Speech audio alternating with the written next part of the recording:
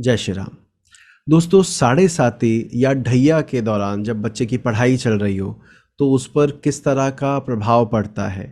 क्या वो हमेशा ही खराब होता है या उसमें कभी कभी अच्छा परिणाम भी देखने को मिलता है, और ऐसा कब होता है? शनि की महादशा चल रही है और आपका बच्चा या आप पढ़ाई कर रहे हैं, उस पर क्या असर होगा? इस भाग को, इस टॉपिक को आज हम इस वीडियो में कवर करेंगे। इससे पहले वाले वीडियो में हमने कवर किया था कैसे शनि की पांचवें घर पर यदि दृष्टि हो या वो बैठा हो तो वो असर डालता है। तो और विलंब नहीं करते, आरंभ करते हैं आज की यात्रा। कोई भी सपना साकार करने के लिए सबसे जरूरी है सही कोच का होना। चुनिए एस्ट्रो लाइफ सूत्राज को और करे अपनी नक्षत्र ज्योतिष का सपना साकार। Download the app now. Saturn की महादशा आती है, नेटिव को ये डर है कि अब शनि की महादशा आ गई है, अब मेरी पढ़ाई डिस्टर्ब हो जाएगी या अब ये वैसा रिजल्ट नहीं देगी जितना अच्छा पहले चल रहा था, क्योंकि बृहस्पति इससे पहले आता है और बृहस्पति को नॉलेज के साथ जोड़ के देखा जाता है, विजडम, रिस्पॉन्सिव। एकदम से शनि में जा रहा है तो बंदा वैसे ही टेंशन में आ जाता है, नाम ही खराब है, वो ब्रांड वैल्यू बोलते हैं ना, बृहस्पति की अच्छी बनी है, इसकी इतनी अच्छी नहीं बनी है। सो उसमें किन किन पॉइंट्स पे ध्यान देना चाहिए? तो अब एस्पेक्ट हमने हटा दी, हो सकता it could be in any house, it could be in any sign. अब आपको ये बताना है कि कहाँ कहाँ शनि की दशा जातक के लिए फायदेमंद रहेगी। तो अब ओम आपसे चालू करते हैं, फिर निधि जी, फिर राणा जी। जिस तरह से दशा में मेनली हम लोग लघु पराशरी को एक प्रमाणभूत ग्रंथ मानते हैं और उसमें क्लियरली बोला है कि अ, विंशोत्तरी दशा में जब भी हम किसी ग्रह की दशा देखते हैं तो उसमें ज्यादातर हमें फंक्शनल बेनिफिक है, फंक्शनल मेलिफिक है, वो चीजें ज्यादा दिमाग में लेके उसका फलित करना चाहिए। हम्म। बढ़िया भाई, क्या बात है। ओम की लाइनें सुन के लग रहा है कि बड़ा जैसे क्या प्रमाणिक ग्रंथ है, लघु पराशरी है। और वो चैप्टर हमने किया था दशाध्याय वाला। तो बहुत अच्छे से बता रहे हो, बिल्कुल। हाँ, सही आपने कहा कि फंक्शनल, मेलेफिक और बेनिफिक देखना होगा। ठीक है जी, अभी चेक करेंगे इसको। राणा जी प्लीज, अब आप कुछ बताइए। अच्छा, पहले निधि के पास जाना था, सॉरी, मैं हाँ आता हूँ हाँ। आपके पास। निधि जी प्लीज आप बोलिए। सर, महादशा के जो रूल्स होते हैं टू हाँ। टू फिगर आउट कि शनि कितना कितना रिजल्ट दे सकता है, तो हम वो जीओएच थ्योरी वगैरह देखेंगे and we will find out कि Shani as a mahadasha lord हमारे लिए कितना स्ट्रेंथ रखता है उस चार्ट में। Fine fine fine. एक काम करते हैं जीओएच के बारे में, क्योंकि ये यूट्यूब पर पब्लिश होने वाला है तो मोस्ट प्रॉब्ली लोगों को नहीं पता होगा, तो इसको अभी हम डिस्कस नहीं करते क्योंकि वो फिर 2 घंटे अलग उसी पर ही देना पड़ जाएगा। तो लेकिन आपने कहा शनि की स्ट्रेंथ पर और पोजीशन पर डिपेंड करता है। राणा जी प्लीज। हाँ सर, शनि का एक तो कारक अकारक देखना ही पड़ेगा। उसको बिल्कुल। तो छोड़ ही नहीं सकते हैं। ऊपर बिल्कुल। से शनि का जो प्लेसमेंट है उसका मतलब स्ट्रेंथ, एज पर हम्म। षटबल बोलिए या आपको दिग्बल बोलिए, जो भी है वो स्ट्रेंथ पे देखना पड़ेगा। And hmm. Along with that Saturn का ट्रांजिट भी अगर वहां पे कहीं फोर्थ या फिफ्थ को कवर कर रहा है हम्म। तो डिपेंडिंग ऑन द फ्रेंडशिप, मतलब सफर तो उसको तो मतलब कंटिन्यूटी तो करना ही पड़ेगा। Hmm. And with lot of determination the child has to go through that period. Right. अभी अगर वो वहां पे कोई आकारक ग्रह बन के बैठा तो मतलब it will try to pin down further. तो हम्म। उसको डबल एफर्ट करना पड़ेगा बच्चे शनि के ओके। महादशा में। चलिए, जो आपने कहा उसको चार्ट से समझते हैं। ये एक चार्ट है, आंध्रा का ही है। राणा जी, आप तो बैठे भी आंध्रा में ही हो। सो भाई, ये पत्रिका है और शनि की दशा आई 2005 में। बच्चा पैदा हुआ 2004 में दिसंबर में, और पैदा होते ही शनि की महादशा कुछ महीनों में स्टार्ट हो गई। और 19 साल के करीब जो रहती है शनि की दशा रही, उसी में इसकी 12th हुई, बाकी चीज़ें हुई। Now we need to focus कि वो 19 साल की दशा में ये जातक को फायदा रहेगा या नुकसान रहा होगा। स्पेसिफिकली एजुकेशन को देखना, बाकी कुछ भी हो रहा है हमें मतलब नहीं, बीमार है नहीं है, अच्छा है बुरा है, वो साइड बात है। अभी अपने को फोकस केवल ये बताना है कि एजुकेशन के पॉइंट ऑफ व्यू से ये दशा कैसी रही। तो अब रिवर्स ऑर्डर में चलते हैं। राणा जी, आप चालू करें। सर, यहाँ पे शनि पहला तो लग्न लॉर्ड है, ऊपर से ये आपका क्या बोलते हैं, मतलब पुष्कर नवांश में रहेगा। अरे वेरी क्योंकि गुड। हाँ, तो नेचुरली लग्ना लॉर्ड पुष्कर नवामशा, तो उसका अपना एक अलग ऑरा तो डेफिनेटली रहेगा। As far as education is concerned, देखिए उसका फिफ्थ लॉर्ड टेंथ में बैठा है, और फिफ्थ लॉर्ड टेंथ में बैठा, ये योगा कारक प्लैनेट है। बट इसका हम्म प्रॉब्लम यही है कि योगा कारक प्लैनेट होते हुए भी राहु केतु के एक्सिस में है। हम्म तो Rahu Ketu can give that wavering mind. Absolutely तो ये वेवरिंग माइंड में वहां पे, not only that wavering mind, और इसीलिए भी ज्यादा हो जाता है कि सैटर्न मून के साथ में बैठा है ना, सेम डिग्री में बैठा है। तो हम्म मून के मतलब माइंड के ऊपर, तो मतलब फिफ्थ लॉर्ड के ऊपर भी राहु केतु, मून के ऊपर भी सैटर्न बीइंग ए लग्ना लॉर्ड। हम्म तो ये, and Saturn is very digbali also. Right तो ये अगर डायरेक्शन पकड़ लेता है तो मेरे हिसाब से, अगर पकड़ लिया सैटर्न के हिसाब, because after all he is a man of Saturn, तो अगर सैटर्न का वो पकड़ना चाहिए, and that way he should be doing well, मेरे हिसाब से। चलिए निधि अब आप बताइए। सर सैटर्न और मून, एक तो सैटर्न रेट्रो है और लगन की डिग्री के बहुत पास है सैटर्न और मून। राइट तो राइट जैसे राणा जी ने कहा कि थोड़ा तो डिस्टर्ब कर सकता है, हम्म बट सैटर्न फिफ्थ हाउस से थर्ड हाउस में बैठा है, वेरी गुड और फिफ्थ लॉर्ड फिफ्थ हाउस से सिक्स्थ हाउस में बैठा है। सॉरी कौन किसकी बात कर रहे हो आप? मैं कह सैटर्न रही ही हूँ होता है। कि सैटर्न फिफ्थ हाउस से थर्ड हाउस में बैठा है, ठीक और सॉरी फिफ्थ लॉर्ड से टेंथ बैठा है। हम्म तो मुझे लगता है कि मन पे थोड़ा सा इनको मेंटल इशू या डिप्रेशन, थोड़ी सी अगर इनको मेंटरशिप मिल जाएगी तो ये बहुत अच्छा कर सकते हैं। राइट थोड़ा सा इनको मेंटली थोड़ा डिस्टरबेंस हो सकता है, व्याकुलता कहते हैं जिसे, या डिप्रेशन कहते हैं। बट अदरवाइज ओवरऑल मुझे लगता है कि क्योंकि इनके पास चेष्टा बल भी है, हम्म ये तो ये काफी अच्छा कर सकते हैं अपने स्टडीज में। तो of um course with lot of efforts. नहीं डेफिनेटली डेफिनेटली ओम सर जैसे कि निधि ने कहा कि पहले तो हम लोग पंचमेश को देखेंगे, तो पंचमेश वीनस है जो कि खुद के हाउस में एक द्विपाद राशि में बैठा है, नॉलेज की राशि में बैठा है, बट वो मार्स एंड केतु के साथ है, तो वो दिग्बलहीन भी है, तो वो एफ्लिक्टेड नजर आ रहा है।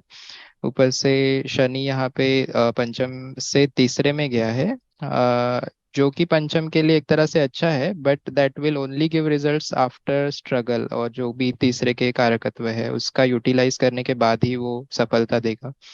और यहाँ पे सन का एस्पेक्ट भी पंचम पे आएगा, which is again eighth lord. तो ओवरऑल थोड़ा पंचम हाउस मुझे एफ्लिक्टेड दिख रहा है, बट स्ट्रगल के बाद, since it is Saturn and it is lagnesh, तो after struggle may be it may give good results. ठीक है। अब आप तीनों से डिस्कशन के दौरान मैंने आपसे ये समझा कि before focusing on Saturn mahadasha we need to focus on fifth house, fifth lord position. तो कुछ होगा तभी तो शनि देगा। अब पता लगे पंचम भाव सिवियरली अफ्लिक्टेड है, पंचमेश भी सिवियरली अफ्लिक्टेड है, हम कह रहे हैं अरे नहीं ये तो दशा अच्छी जा रही है या बुरी जा रही है। दशा तो बाद की चीज़ है, पहले कैपेबिलिटी तो हो। तो आपने वो चीज़ के लिए कुछ चीज़ों को मार्क किया कि Venus is with Mars and Ketu, तो ये प्रॉब्लम क्रिएट करता है। And not even with Mars and Ketu, Mars is also aspecting fifth bhava, fifth lord के साथ बैठ के फिफ्थ हाउस को देख रहा हो। मार्स कारक नहीं है, मार्स यहाँ पर शुभ भावाधिपति नहीं है। पर क्या मार्स की दशा है? तो उत्तर नहीं। अभी तो शनि की महादशा है, तो पहले हम फोकस शनि पे करते हैं।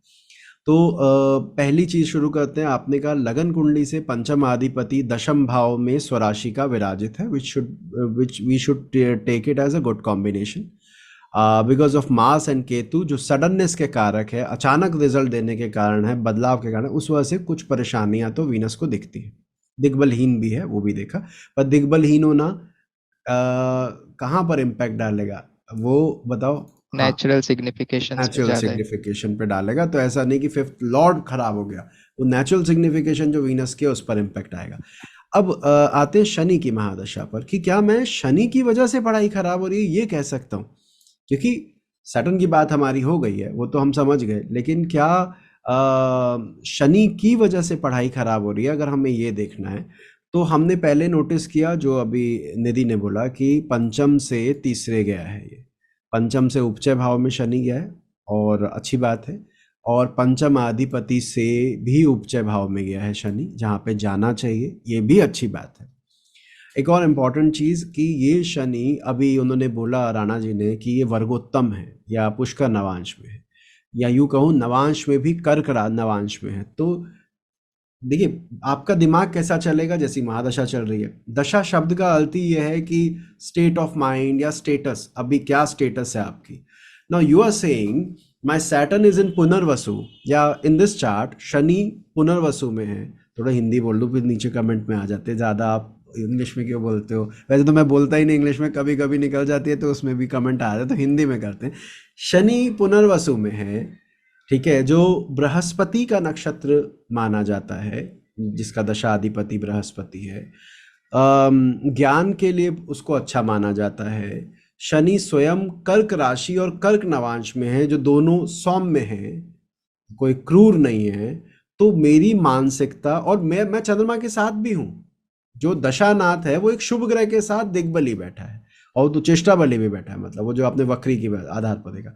तो मेरा दिमाग पढ़ाई के लिहाज से तो काम करेगा, क्योंकि मैं एक ऐसे नक्षत्र में, एक ऐसे नवांश में, पंचम से उपचय भाव में, पंचमेश से उपचय भाव में विराजित हूँ, तो मैं पढ़ाई खराब नहीं कर रहा हूँ। अब अगर कैपेबिलिटी नहीं है, वो तो फिर कभी भी नहीं होगी। वो तो आप अब क्या हो, शनि के बाद अगली आएगी तब भी यही हाल रहेगा, शनि चंद्रमा तो तब भी साथ रहेंगे, वीनस तो तब भी मास केतु के साथ रहेगा। तो यहाँ पर हमें फलित क्या करना होगा, हमें फलित ये करना होगा कि अगर वो पूछता है मुझसे आगे कि क्या सर ये पढ़ पाएगा, क्या आपको लगता है कुछ, तो हम बोलेंगे कि भाई देखो, कुंडली के अकॉर्डिंग तो ये दिखता है कि एक अबव एवरेज माइंड रहेगा, अबव एवरेज माइंड रहेगा। अगर हम बहुत, वो क्या बोलते हैं, ब्रॉड होके बोलेंगे, नहीं नहीं ठीक है, दिमाग ठीक ठाक दिखता है, लेकिन दो एक इशू दिखते हैं कि पढ़ाई पूरी करने में या तो बीमारी का या कोई दुर्घटना की वजह से बीच बीच में झटके लगेंगे। जैसे कई बार एग्जाम से पहले फीवर हो जाए। क्यों मैं ऐसा बोल रहा हूँ, क्योंकि सडननेस के कारक होते हैं मंगल केतु और अष्टम भाव। आपने तीनों को उठा के पंचम से कनेक्ट कर दिया। आपने कहा मंगल भी पंचम को देख रहा है, सूर्य भी पंचम को देख रहा है, केतु भी साथ बैठा है। तो जब जब एग्जाम देने जाना होता है उससे पहले कुछ ऐसी घटना हो जाती है कि यार वो कर ही नहीं पा रहा है, वो कुछ दिक्कत आ जाती है उसमें। शनि चंद्रमा का योग नो डाउट आपने बहुत अच्छे से बताया कि एक कॉम्बिनेशन विष योग है, फिकल माइंडेड बना सकता है, लेकिन वो चंद्रमा की दशा में ज़्यादा होता। अगर इस बच्चे की पहली दशा चंद्रमा की होती तब मैं बोल रहा था नहीं, ये नहीं पढ़ने में दिक्कत आएगी, क्योंकि शनि के साथ क्लोज कंजंक्शन है। यहाँ पर उल्टा बोला जाएगा कि नहीं, शनि की दशा पढ़ाई में सपोर्ट करेगी, कैपेबिलिटी एग्जाम में कुछ ऐसी दिक्कत आ सकती है, लेकिन पढ़ाई रुकती या बाधित होती नहीं दिख रही है। एक्स्ट्रा एफर्ट दिखते हैं शनि के वक्री होने की वजह से या दशानाथ के वक्री होने की वजह से। ठीक है, तो हमने यहाँ पर क्या किया, हमने उपचय भाव वाली बात भी ली, हमने पंचम पंचमेश की कैपेबिलिटी भी देखी, हमने पंचम पंचमेश पे पढ़ने वाले ग्रहों की लॉर्डशिप भी देखी कि वो अगर खराब करे तो किन घर के खराब करे। जैसे अगर मैं आपसे पूछूं क्या यहाँ पर पढ़ाई में इनकी माँ इनको सपोर्ट करेगी, नॉर्मली माँ तो सपोर्ट करते हैं ना, लेकिन यहाँ पर उत्तर होगा नहीं, मुश्किल है। वो मम्मा के साथ या मम्मा बॉय होने की वजह से माइट पॉसिबल वो नहीं पढ़ पाए, क्योंकि चौथे का स्वामी मंगल ही है जो पंचम पंचमेश के ऊपर ऐसा प्रभाव दे रहा है। ठीक है, तो दशा के टाइम पर शनि की पोजीशन, शनि का नक्षत्र, शनि का नवांश और शनि का, हाँ मतलब शनि की दशा की बात करें तो शनि का ही लेंगे, प्लस उसमें कितनी कैपेबिलिटी है वो देखना चाहिए। अब इसको थोड़ा और आगे बढ़ाते हैं कि विलंब का कारक शनि हम मानते हैं, और होता भी है, नो डाउट अबाउट इट। गोचर में ये कैसे रोल प्ले करता है, क्योंकि 7.5 देखो अभी तक जो दो टॉपिक हमने करे, हो सकता है हमारी कुंडली में हो या ना हो, राइट। मेरे जैसे आप तीनों ने बताया आपके तीनों के पंचम भाव पे शनि का प्रभाव है, मेरे में नहीं है। उसके बाद शनि की दशा बढ़ाई के टाइम पर आना, वो भी हो सकता है किसी किसी की नहीं हो, सबकी नहीं आई होगी। लेकिन गोचर में पंचम पर दृष्टि या पंचम 7.5 या ढैया तो हर किसी बच्चे की रही होगी, क्योंकि अगर 16-17 साल की भी पढ़ाई का हम स्पैन ले लें, मिनिमम 10वीं 12वीं भी करवाएं, तो उन 10-12 मतलब 16 सालों में वो लगभग आधी कुंडली 6 भाव कवर करेगा, और 6 भाव में से 3 में तो देख ही लेगा पंचम को, 3 में या 2 में जो भी है। तो अब उसको हम कैसे लें, वो पढ़ाई में दिक्कत देगा या अच्छा करेगा या हमेशा खराब करेगा, इसके ऊपर बात करते हैं। अब ओम से चालू करते हैं, फिर राणा जी, फिर नितिन। सो दशा के जैसे आपने हमें रूल्स सिखाए हैं कि क्रूर ग्रहों का यूजुअली जो गोचर है वो उपचय भाव से अच्छा रहता है if we are talking from lagna. And similarly if we are talking from moon then there are certain positions जहाँ से उसका शनि का गोचर अच्छा रहेगा। तो डेफिनेटली अगर साढ़े साथी की बात करते हैं तो we do not treat it as a good gochar, ये तो हमको सबको पता है। तो अकॉर्डिंगली वो लगन से कैसे गोचर कर रहा है, कौन से भाव में गोचर कर रहा है, पंचम से कौन से भाव में गोचर कर रहा है और मून से कौन से भाव में गोचर कर रहा है, ये सारी चीजें ध्यान में रखते हुए हमें फलित करना पड़ेगा। चलो साढ़े साथी से ही बात करते हैं। साढ़े साथी होती है तो क्या इशू आता है? राणा जी और फिर ओम पर आएंगे। राणा जी, साढ़े साथी है तो क्या क्या एक्सपेक्टेशन या क्या क्या हो सकता है हमारे साथ?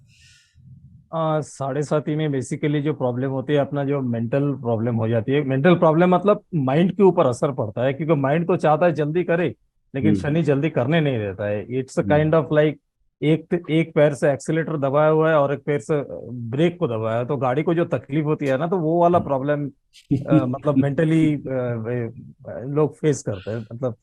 अरे वाह, क्या क्या उदाहरण दिया है! मैं तो गदगद हो गया सुन के। अब मुझे, मैं लिख लेता हूँ कहीं पे, काम आएगा ये।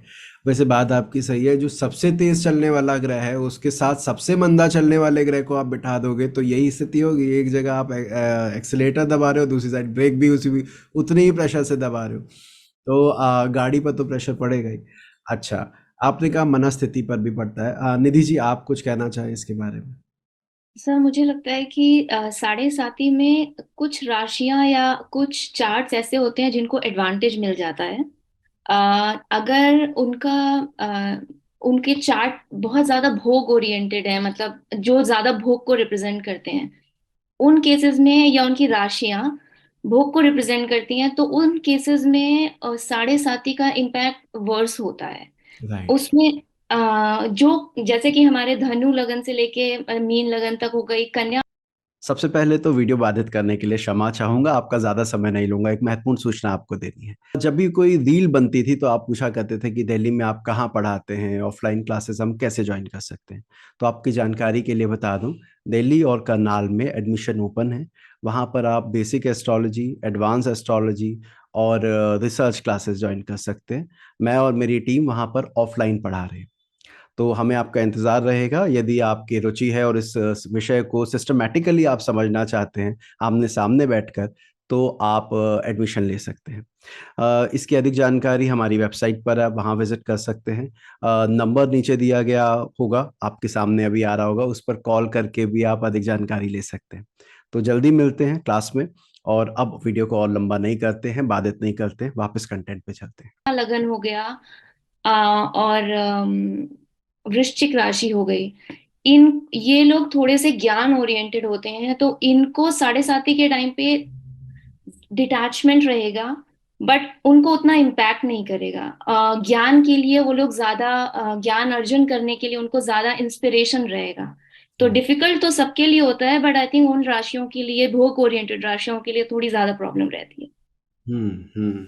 भाई देखिए, चंद्रमा मन का कारक है। जैसे अभी निधि जी ने कहा, हम सब पढ़ते हैं, पढ़ा रहे हैं कि चंद्रमा मनस्थिति को इंडिकेट करता है।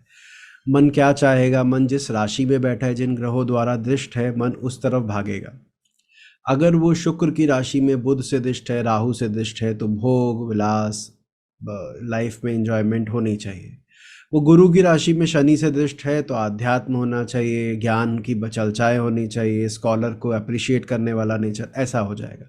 तो चंद्रमा तो एक ऐसा ग्रह है जिसको आप जल के साथ जोड़कर देखते ही हैं। हम सब कहते हैं भैया वो तो जल का प्रतीक है, और जल जैसा जिसमें मिलाओगे वो वैसा हो जाता है। तो हमें साइन पे ध्यान देना ज़रूर हो जाएगा जब साढ़े साथी की बात करें।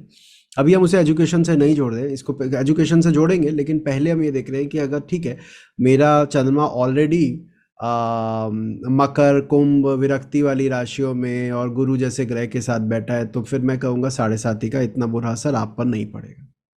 एक और चीज़, जब मन के हिसाब से होता है ना हमारी चीज़ें, तो चंद्रमा प्रसन्न होता है, और जब मन के हिसाब से नहीं होता है तो भगवान प्रसन्न होते हैं। या यूँ कहें कि वो कहता नहीं है, आपके मन का हो तो खुश, नहीं हो तो कि भगवान के मन का हो रहा है, वो ज़्यादा अच्छी बात है। उसी प्रकार जब शनि चंद्रमा पर से जाता है और आप पढ़ रहे हो, केवल मैं पढ़ाई की बात कर रहा हूँ, तो आप सुख से वंचित होने लगेंगे, सुख की अनुभूति कम होने लगेगी, कंफर्ट आपके जाने लगेंगे, वही मन में जो अगर भोग का विचार था वो कम होने लगेगा।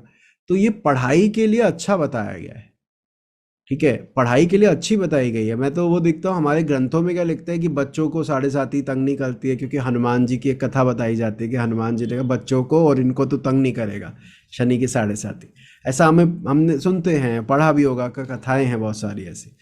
तो उस आधार पर देखा जाए तो क्यों नहीं करेगा, क्योंकि जो हमारे पहले का जो आश्रम वाला कल्चर था, वहाँ तो पहले ही आपने स्टूडेंट के ऊपर इतने टाइट हो कि वो शनि की साढ़े साती उसका क्या करेगी, मतलब आप पहले ही उसको इतना सुबह सुबह ये करना है, लकड़ी काटनी है, फिर ट्रेनिंग होनी है, फिर इसके बाद ये, उसके बाद वो, तो व्यक्ति तो उसमें अपनी ये सोचेगा कि मेरे लिए तो अच्छा ही हो रहा है, मतलब मैं कहूँ परेशानी जो होगी वो दिख रही होगी।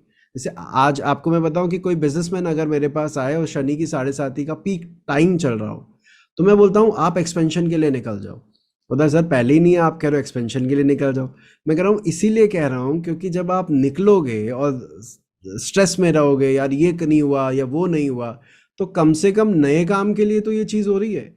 अगर आपने वो नहीं लिया पेन, तो आपको इसी काम पर वो पेन मिल जाएगा या मिल रहा है, मतलब जो जातक आता है बताता है दिक्कत है इसलिए मिल रहा है। कुछ ऐसा सोचो, कुछ ऐसा कहीं लगाओ जिससे कि वो डाइल्यूट हो जाए। तो पहली चीज तो ये कि साढ़े साती को हम खराब हमेशा काउंट करें, अगेन नहीं कर सकते। हाँ एक बात है, अगर चंद्रमा ही पंचमेश है और तब साढ़े साती है, यानी कौन सा लगन होगा, मीन लगन होगा, मीन लगन में चंद्रमा पंचमेश बन जाएगा और तब साढ़े साती है, तो वो इम्पैक्ट डालेगी, क्योंकि वो उसके ऊपर से गुजरेगा और पंचमेश के पीछे से जाना, उसके ऊपर से जाना, इसको बहुत ज़्यादा शुभम लेंगे नहीं, ठीक है, उसके ऊपर प्रभाव आता है। एक और बात कि शनि की साढ़े साती आपकी चल रही है और आप अच्छे भले घर में हो, और तो परेशानी आने का कारण एक हो सकता है आर्थिक तंगी, कि भाई पेरेंट्स के पास पैसा नहीं है, आपका स्कूल चेंज कर दिया, आपको किसी और स्कूल में एडमिशन दिलाना पड़ा जहाँ पे इतनी अच्छी पढ़ाई नहीं होती है। वो चीज़ भी आपको देखनी होगी जब शनि की साढ़े साती या ढैया देख रहे हो कि इसके ऊपर उसका प्रभाव तो नहीं है, मतलब कहीं पैसे की कमी की वजह से तो ये शनि की तंगी वहाँ पे तो नहीं देख रहा है, क्योंकि अगर ये दो फैक्टर होंगे तो एजुकेशन डिस्टर्ब हो सकती है साढ़े साती पे, अदरवाइज आपकी मेंटेलिटी के पॉइंट ऑफ व्यू से साढ़े साती खराब नहीं होती। एक और महत्वपूर्ण चीज़, अभी आपने लोगों ने बोला कि शनि का गोचर अगर मान लीजिए पंचम भाव पर से हो रहा है या कहाँ कहाँ अच्छा बुरा होता है, वो सब आपने बोला। अब आज जो मैं आपको बता रहा हूँ, शायद मैंने क्लास में भी आपको नहीं पढ़ाया है, कि अब देखिए हर कुंडली में पंचम भाव के साथ साथ पंचमेश भी इक्वली इंपॉर्टेंट होता है। पंचमेश से पोजीशन बल्कि ज़्यादा इंपॉर्टेंट हो जाती है कई बार, पंचम भाव से भी ज़्यादा, कि पंचमेश से कहाँ जा रहा है। तो वो आज आप इस वीडियो में या इसमें मेरे साथ समझेंगे क्या, कि अगर आपका पंचमेश या लग्नेश सूर्य है, सपोज पंचम में शनि चल रहा है, एक एग्जांपल लेते हैं, पंचम भाव में शनि का गोचर है, तो अब हमारे दिमाग में यार ये तो पंचम पे से गुजर रहा है, ये तो पंचम को खराब करेगा। और अगर मेष लगन है तो शनि कारक भी नहीं है ना, शनि तो कारक भी नहीं है, अभी तो बात की हमने।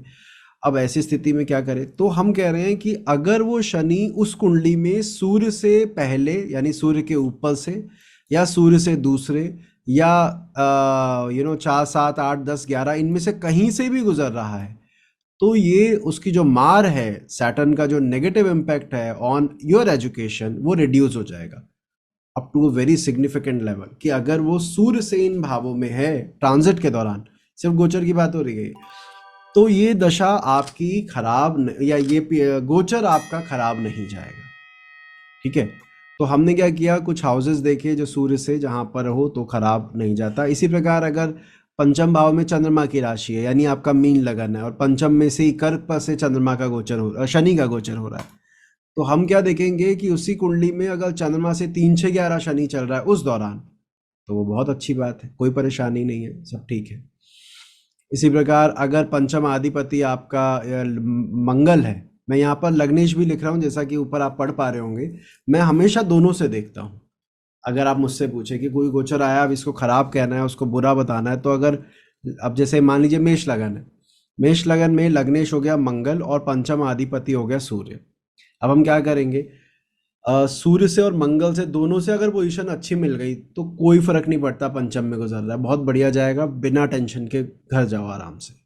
लेकिन अगर मंगल सूर्य में से भी एक से खराब चल रहा है तो फिर स्थिति थोड़ा सा गड़बड़ वाली है, थोड़ा ध्यान देने के। और दोनों से खराब चल रहा है और पंचम से गुजर रहा है तो बहुत ही खराब है। फिर तो भाई तेरी पढ़ाई पर, तेरे जो भी ओवरऑल लाइफ का जो 5th हाउस रिलेटेड सिग्निफिकेशंस है उस पर इम्पैक्ट पड़ेगा। तो अगर पंचमेश मंगल है तो उससे भी 3, 5, 6, 10, 11, 12 यानी 6 भाव 50% जगह पे तो वो आपको परेशानी नहीं देगा। सूर्य से भी देख रहे थे तो ऑलमोस्ट 50% ही स्थिति थी। बुध है तो भी देखो 6, 8, 9, 10, 11, 12 6 भाव हमने कवर कर लिए। बुध से अगर इन 6 भावों में है तो प्रॉब्लम नहीं आएगी। इसके बाद गुरु की बात करें तो वो भी वो अच्छे खासे भाव है, 5, 6, 11, 12 4 भावों में हमने कहा कि अगर गुरु से इन भावों में है 5, 6, 11, 12। यहाँ ध्यान रखना, मैं अभी इसको आप लोगों से पूछने वाला हूँ क्योंकि एक एग्जाम्पल चार्ट आएगा तो अगर या तो लिख लो या दिमाग में रखना कि सर वो पूरी पीछे स्लाइड दिखाओ तो मुश्किल होगी। तो गुरु से 5, 6, 11, 12 में भी अगर शनि का गोचर है और पंचम से भी गुजर रहा है तो पढ़ाई में कोई खास परेशानी नहीं देगा। शुक्र जो कि उसका मित्र है, लेकिन हम जानते हैं शुक्र और शनि में के कारकत्व में ज़मीन आसमान का फ़र्क है, तो शुक्र बहुत लिमिटेड जगह देता है। 6, 11, 12 भाई मुझसे 6, 11, 12 आप जा रहे हो तो मुझे प्रॉब्लम नहीं है, मेरे घर को नुकसान नहीं पहुंचेगा। शनि का गोचर शुक्र से 6, 11, 12 अच्छा है। और शनि के खुद से कहाँ अच्छा है तो शनि से 3, 5, 6, 11 3, 5, 6, 11 शनि का गोचर अच्छा है, जहाँ कुंडली में बैठा है वहाँ से। अब इन बातों को दिमाग में रखते हुए इस कुंडली को देखते हैं। ये एक कुंडली आती है मान लीजिए और 1985 की कुंडली है। जब ये बच्चा पढ़ाई कर रहा था तो उस समय शनि का गोचर इन 3 भावों पर से हुआ, मतलब लगभग 7.5 साल ये यहाँ पर शनि चल रहा था। कहाँ? वृषभ में, मिथुन में और कर्क में। अब मेरा आपसे ये सवाल है कि इन 3 राशियों में सबसे अच्छा कहाँ पर था, उससे बुरा कहाँ पर था और सबसे बुरा कहाँ पर था, तो हमने ये देखना है। तो आप वृषभ से भी देखेंगे, मिथुन से भी देखेंगे, कर्क से भी देखेंगे। सर मैं कह रही थी कि 10th एंड 11th हाउस से गोचर सबसे अच्छा लग रहा है क्योंकि वो सन से भी 10th और 11th है और जुपिटर से वो 5th और 6th हाउस में आ रहा है सैटर्न। तो दोनों लग्नेश से और पंचमेश से दोनों से ये गोचर अच्छा माना जाएगा 10th और 11th हाउस का। दोबारा मैं आपने जो बोला मैं समझ गया। आपने कहा जब शनि यहाँ चल रहा होगा गोचर में तो वो लग्नेश से 10th में था, जी ठीक है, लगन से भी 10th में था जो कि पॉजिटिव है। फिर आपने क्या किया, गुरु का क्या? मैंने कहा पंचमेश जो कि गुरु है वहां से 5th में था, ठीक है, और 5th हाउस से एक्चुअली वो 6th में था, विच is again a positive point. ठीक तो है, ये हाउस के लिए अच्छा माना जाएगा। ठीक है। और अभी 11th हाउस आता हूँ, 11th पर भी आता हूँ। तो आपने जो कहा मैं एक बार रिपीट कर रहा हूँ। आपने कहा पंचम भाव से 6ठे शनि का गोचर शुभ है, पंचम अधिपति गुरु है और गुरु से अभी मैंने थोड़ी देर पहले बताया 5वें 6ठे शनि का गोचर अच्छा होता है, तो आपने कहा वहाँ से भी 5वें है तो ये भी अच्छा है। लगन से 10वें है, लग्नेश से 10वें है, इस वजह से आपको लगता है कि ये गोचर अच्छा होना चाहिए, ठीक है। अब आते हैं 11वें भाव पर। 11वें भाव के लिए ओम आप बताना चालू करें। सो अगर 11वें का देखे तो पंचम में गुरु से वो 6ठे में जा रहा है, which is a good thing. Sun से 11वें में जाएगा, which is again a good thing. और अगेन लगन और मतलब मून लगन से भी वो 11th में ही जाएगा, so that is also fine. Okay, and what about 5th bhava? 5th भाव से 7th में जाएगा, वहाँ पे एस्पेक्ट आएगी, सो वो थोड़ा नेगेटिव हम लोग मान सकते हैं। फाइन। तो आपने कहा पंचम को देखेगा, सवाल ही वहां से चालू हुआ कि गोचर में शनि पंचम को देख रहा है और क्या ये खराब करेगा, तो हमने कहा हाँ पंचम को तो देख रहा है, लेकिन यार पंचमेश से 6ठे बैठा है, लगन से 11वें बैठा है, लग्नेश से 11वें बैठा है, तो ये आपको परेशानी इतनी नहीं देगा, घबराने की कोई बात नहीं है, खुशी खुशी घर जाओ, जैसे मैंने अभी आपसे कहा। तो यहाँ पर भी हमने आपने यहाँ पे 3 मैंने स्टार दिए एक तरह से, क्योंकि उस जगह पे तो पंचम के स्वामी से भी अच्छा था, पंचम भाव से भी अच्छा था। यहाँ पे थोड़ा कम हो गया, एक से अच्छा हुआ, एक से अच्छा नहीं हुआ, तो हमने फिर भी इसको कम करा। राणा जी प्लीज अब 12वें पर आ पाओ, अच्छे से क्लास लगाओ इसकी। 12वें पे यहाँ पे तो पहले बात तो 5th हाउस से 8th में गया, तो 8th में तो कुछ खास नहीं दिख रहा है। एंड ऊपर से क्या है, जुपिटर से 7th में है, वहां पे भी सपोर्ट नहीं है। और लग्न से 12वें में गया, शायद थोड़ा सपोर्ट होगा, लेकिन वहां तक पहुंचते पहुंचते 7.5 ही लग गई, तो वहां पे तो वो ऐसे ही हिलेगा थोड़ा बहुत। क्योंकि तो आपने कहा कि यहाँ से देखा जाए तो यहाँ से 8th हो गया, पंचम भाव से, पंचमेश से 7वें हो गया, लगन से 12वें भी कोई बहुत अच्छी बात तो है नहीं, सूर्य से अभी 12वें गया है, लेकिन चंद्रमा की 7.5 को आपने देखा, तो इस वजह से आपको लगा कि यहाँ पे तो कहानी बिगड़नी चाहिए। एंड यू मतलब आप तीनों एकदम बिल्कुल सही कह रहे हैं, कर रहे हैं, ऐसे ही करना है। एंड यू विल सी कि रिजल्ट भी ऐसे ही आएगा। अगर हाँ, ये बात ज़रूर है कि शनि की अगर महादशा चल रही होगी तो ये रिजल्ट बहुत एक्यूरेट हो जाएगा, क्योंकि उस समय दशा के साथ गोचर देख रहे हो आप, तो बहुत अच्छी बात है। लेकिन अगर दशा नहीं चल रही है और तब भी गोचर देख रहे हो, तो जो वेरिएशन आता है थोड़ा बहुत, तो हर किसी स्टूडेंट के नंबर्स में वेरिएशन आ जाता है, तो वो वेरिएशन कहाँ आएगा? 8वीं के बाद आएगा। बचपन में बच्चा नहीं कर पा रहा था, 9th-10th में अच्छा कर लिया, या 10th में अच्छा स्कोर था, 11th में फेल हो गया। हर तरह के बच्चे मिलते हैं ना, आपने भी देखे होंगे। मेरे पास ऐसे केसेस भी आते हैं, कुछ लोग बोलते हैं सर 10th तक तो बड़ा मुश्किल था, 11th में जैसे ही मैंने अपने पसंद के सब्जेक्ट ऑप्ट किए तो 12th में मेरी परसेंटेज बढ़ गई। ठीक है, मेरे ख्याल से आप तीनों के साथ भी ऐसा होगा, 10th में जितने थे उससे बेटर 12th में आया होगा शायद। पक्का। नॉर्मली आता है, सब मैं बोल रहा था। लेकिन हमें उल्टे भी मिले हैं कि सर 10th में तक तो मैं रैंक होल्डर था, 11th में सब्जेक्ट ऐसे दिलवा दिए माँ बाप ने कि पहले तो कंपार्टमेंट आ गई, फिर मैं रह ही गया, फिर मुझे सोचना पड़ा मैं क्या करूँ। ऐसा भी होता है। और 8th-9th का भी जो मैंने बताया कि कुछ बच्चे बचपन में बहुत शरारती और नहीं पढ़ते, बाद में पढ़ते हैं, और कुछ लोग उल्टा कि 8th तक स्कोर ला रहे थे, सब कह रहे थे बच्चा बहुत अच्छा करेगा, 11th-12th में दोस्तों के चक्कर में पिट गया, मतलब नहीं कर पाया। तो ये शनि का ट्रांजिट अगर हम ऐसे देखेंगे तो ये बड़ा अच्छा परिणाम देगा। सर, इसमें हम्म, एक चीज जो आपने प्रिंसिपल एक सीखा है कि शनि किसी की भाव के ऊपर से जाता है तो वो भाव को भी वो बल देता है। तो अगर राइट। पंचमेश के ऊपर से भी अगर शनि जाएगा तो एक्चुअली उसे हमें अच्छे ट्रीट करना चाहिए, राइट? आपने एक अच्छे पॉइंट पे मेरा दिमाग लाए, मैं भूल गया था वो, कि बुध का, जिससे मान लीजिए बुध आपकी कुंडली में पढ़ाई का कोई लेना देना नहीं है, बुध का थोड़ी देर के लिए मान लेते हैं 5th लॉर्ड नहीं है, 5th में बैठा नहीं है, अलग ही कहीं बैठा है, लेकिन बुध के ऊपर से शनि, बुध पर से शनि का ट्रांजिट फेवरेबल नहीं है, जो मैंने अभी स्लाइड दिखाई उसमें, तो वो भी एजुकेशन पर इम्पैक्ट डालता है, क्योंकि आपकी ग्रास्पिंग पावर तो बुध का ठेका है ना। नॉर्मली सिग्निफिकेशन उसकी यही है कि मैं ग्रास्पिंग पावर इस बंदे की मैं बताऊंगा। अगर वो बुध अच्छा बैठा था लेकिन बुध से सैटर्न का ट्रांजिट खराब आ गया, तो आपकी ग्रास्पिंग पावर पर इम्पैक्ट पड़ेगा।